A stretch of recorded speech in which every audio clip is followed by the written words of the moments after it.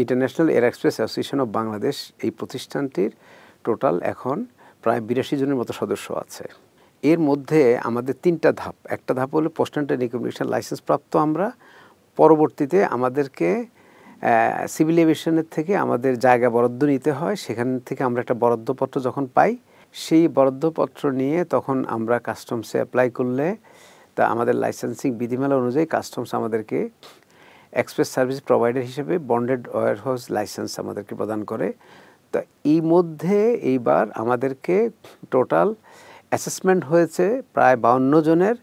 এর মধ্যে আমাদের 35 জন লাইসেন্স পেয়েছে, বাকিগুলো প্রক্রিয়াধীন আছে।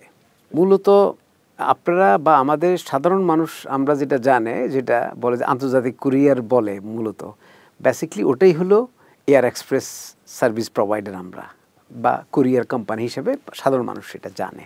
এটা এমন একটা সেক্টর, এই সেক্টরে যে জিনিসটা অত্যন্ত দ্রুত প্রয়োজন সেই জিনিসটাই মূলত এই সেক্টর এই সার্ভিসের মধ্যে দিয়ে আসে, যেটাকে ইন্টারন্যাশনাল এয়ার এক্সপ্রেস সার্ভিস বলে।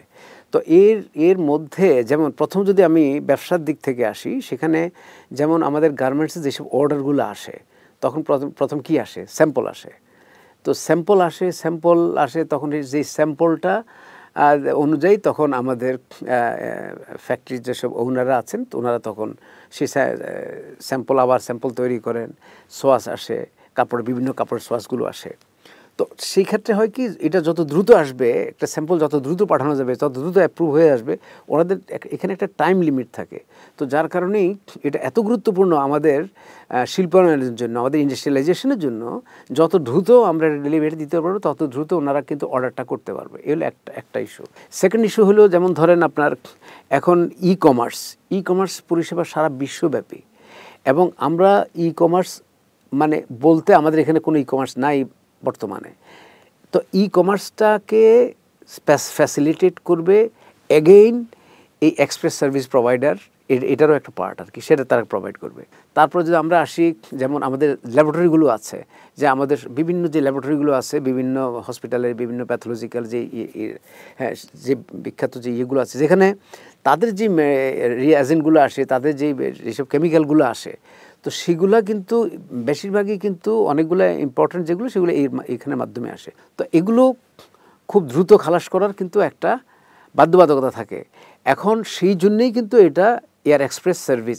সাধারণ পণ্য যদি $10 হয়, এটা অনেক সময় $100, $200 পর্যন্ত হয়, অনেক বেশি প্রাইস দিয়ে এই সেবাটা নিতে হয়।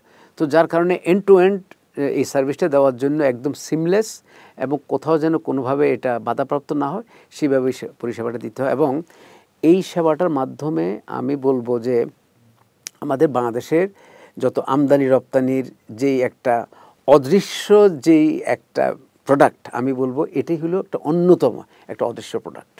আমাদের জাতীয় লজিস্টিক নীতি 2024, এই বুদ্ধিমালাটা যদি যুক্ত হয়, তাহলে আমরা প্রতিযোগিতামূলক বিশ্বের সাথে তাল মিলিয়ে আমাদের এক্সপ্রেস সেবা খাতটাকে আমরা এগিয়ে নিয়ে যেতে পারবো।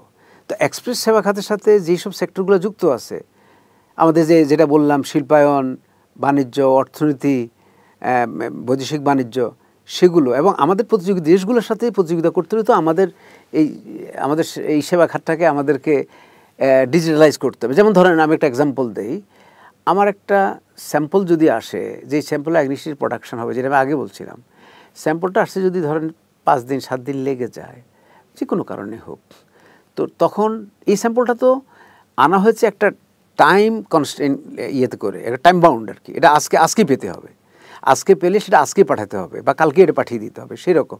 তখন এটাই হলো প্রতিযোগিতামূলক বিশ্বে, কারণ অন্যান্য দেশ এই সেবাটা দিয়ে যাচ্ছে, এবং আমরা যেন সেই সেবাটা দিতে পারি, সেই জন্য সরকার আন্তর্জাতিক আদলে আমাদের এই এক্সপ্রেস সেবাটাকে নিয়ে আসছে।